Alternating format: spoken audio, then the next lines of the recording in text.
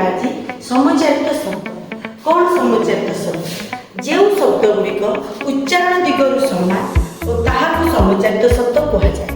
यार समान ध्वनि थाए किंतु अर्थ भिन्न होता 80 माने होची खंडा 80 संख्या विशेष ए 80 रे दंतेश्वर प्रयोग होईची आ ए 80 रे तालवेश्वर प्रयोग होईची उच्चारण दृष्टि समान किंतु अर्थ अलग अलग देखिबा आयत आउ आयत एठी तर यूज होईची एठी द्वितीय तर यूज होईची तेणु ए आयत माने होची विस्तृत ए आयत माने होची बसीभूत इति इति हर्षे इति दीर्घ इति ए इति माने होची शेष और दीर्घ इति माने अतिवृष्टि उत्तर उत्तर उत्तर माने होची जवाब उत्तर माने होची दिग दीटा को देखिबा समान किंतु अर्थ अलग अलग कूल कूल हर्षो कूल दीर्घ कूल कूल माने होची वंश